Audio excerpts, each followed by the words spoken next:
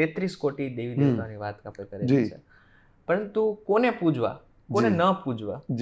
આમ જો કે બધાને પૂજીએ છીએ આપણે, આપણને જ્યાં જે પ્રોબ્લેમ દેખાય ત્યાં ભગવાન પાસે પહોંચી જતા હોઈએ છીએ આપણે. લગભગ ગામમાં જેટલા મંદિરો હોય ને, આગળ આપણે પ્રોબ્લેમ હોય છે ને, તો એ બધા જ મંદિરોમાં આપણે જતા હોઈએ છીએ. પરંતુ ખરેખર કયા ભગવાનને પૂજવા જોઈએ?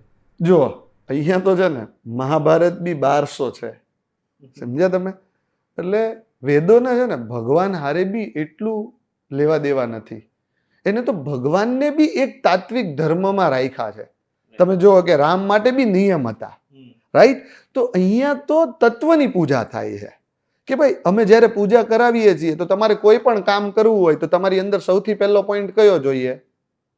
કોઈ બી તમારા જીવનમાં કામ કરવું હોય તો તમારી અંદર સૌથી પહેલું શું જોઈએ? ઈચ્છા, વિલિંગનેસ જોઈએ. તો વિલિંગનેસ નું સૌથી સારું પ્રતીક અવેર કોણ છે? વિલિંગનેસ, ક્યુરિયોસિટી ને નોલેજ નું ગણપતિ. તમે જો ગણપતિને તમે બુઢા જોયા છે? નથી જોયા. તો જે ક્યુરિયસ હોય બાળક, કોઈ દિવસ મતલબ ક્યુરિયોસિટી કોનું પ્રતીક છે? બાળકનું.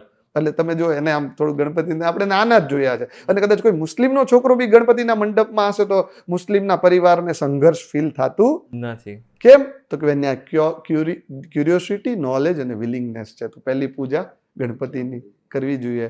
હવે કોઈ કામને આગળ વધારવું જોઈએ ને તો શક્તિ, આરોગ્ય ને પૈસા બી જોઈએ. તમારે મારી સાથે પૂજા કરવી હોય ને તો બી દક્ષિણા જોઈએ. પાવર વગર કઈ થતું. બીજી પૂજા કોઈ અંબા, અંબિકા, ચંડી, ચામુંડી, વૈષ્ણવીની કરવી જોઈએ. કારણ કે પુરુષમાં એવી શક્તિ નથી જેવી સ્ત્રીમાં છે. સનાતન હિન્દુ પરંપરા હર હંમેશ સ્ત્રીઓને, અને હું તો કહું વર્લ્ડ પણ ન્યુક્લિયર સ્ત્રીલિંગ વર્ડ છે. જો તમે ન્યુક્લિયર શક્તિ છે, પુરુષ વર્ડ નથી. એટલે બીજી પૂજા શક્તિની. કોઈ શક્તિ તમને જે સમજ પડે, 64 જોગણીઓમાં બધું ચાલે. ત્રીજી પૂજા તો શક્તિને કંટ્રોલ કરવી હોય, તમારા મમ્મીને કે તમારા પત્નીને તમારે જીતવા હોય તો શું કરવું પડે? પ્રેમ.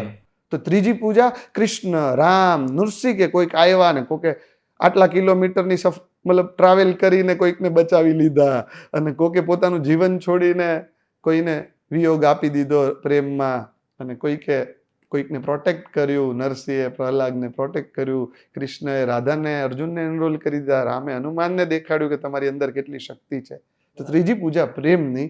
અને વાતમાં વેદોને એવું લાગે કે કદાચ આમાં કદાચ અમે 1% મિસ્ટેક કરીએ, અથવા તો આના બહારનો બી કોઈ સિલેબસ વાળો માણસ જો પેદા થાય તો એના માટે સૂર્ય, એને અમે સત્યની પૂજા કરાવીએ. અને આટલું સમજ પડી જાય ને તો જો વૈરાગ્યની પૂજા ન કરો ને તો તમે અહંકારી બની જાઓ. એટલે શિવ તારણહાર હોવા છતાં છેલ્લે આવે. પૂજા તો આવી હોઈ શકે છે, મન ફાવે એ પૂજા હોઈ શકે. આમાં થોડુંક તમે બદલી નાખો, ભાઈ શિવની જગ્યાએ ભૈરવ કરી દો, શિવની જગ્યાએ રુદ્ર હનુમાનજી કરી દો તો ચાલી શકે છે, એના જ સ્વરૂપો. હા, પણ તમે પછી બધું મિક્સચર કે શક્તિની જગ્યાએ હનુમાનજીને બેસાડી દો, હનુમાનજીની જગ્યાએ શક્તિ, અને બધી જગ્યાએ એક જ ઈષ્ટને બેસાડી દો, તો આઈ ડોન્ટ થિંક સો. મતલબ ઠીક છે, આ તો સનાતને આ વ્યવસ્થાને હજી વધારે મતલબ પ્રચાર પ્રસારમાં અને ગમે એ રીતે પકડવા માટે રાખી, એટલે આવું એસ્ટાબ્લિશમેન્ટ થયું. પણ એવા ભગવાન હશે. આમાં એક પ્રશ્ન છે, મને મૂંઝવી રહ્યો છે. ઘણા બધા લોકો એમ કહેતા હોય છે કે હું ખાલી કૃષ્ણને માનું છું, બાકી કોઈને નહીં. આ સચ્ચા છે?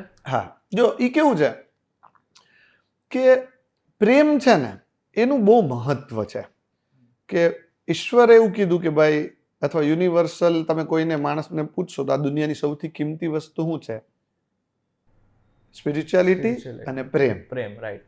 અને ક્યાં તો આ બે એકબીજાના પર્યાય છે, કે જ્યારે તમે શ્રેષ્ઠ પ્રેમી હોય, સમાંતર પ્રેમી હોય, ત્યારે તમે સ્પિરિચ્યુઅલ છો. એટલે જ્યારે તમને કોઈક ઈષ્ટ સાથે પ્રેમ થઈ જાય ને તો તમે એને મહત્વ આપી શકો છો, એમાં કોઈ પ્રશ્ન નથી. પણ જ્યારે તમે આખું થોટફુલી કોઈ સબ્જેક્ટને માયાના રેફરન્સથી જુઓ ને તો તમારે બધા ઈષ્ટ દેવોને, એટલે હમણાં છેલ્લી જે સનાતનની બેઠક જે કુંભમાં બેઠી, તો એમાં કીધું કે તમે ભલે કોઈ સંપ્રદાયથી બિલોંગ કરતા હોય, પણ તમારે પહેલા પંચદેવોની પૂજા કરવાની, પછી તમારા ઈશ્વરને તમે મહત્વ આપી શકો છો. જો તમે પંચ તત્વને ભૂલી જાઓ છો ને તો તમે વેદોક્ત સનાતન સંપ્રદાયની કુદરત સાથેની રહેવાની પ્રકૃતિના વિચાર ઉપર જ ખંડન કરી રહ્યા છો, જે નહીં ચાલશે.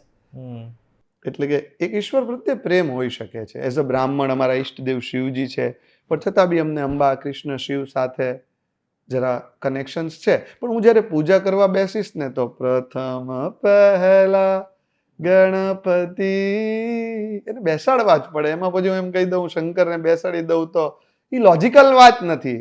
અને ભગવાન તો વૈજ્ઞાનિક હતા, એ કાંઈ શ્રદ્ધા પીરસવા એવા જ નહોતા.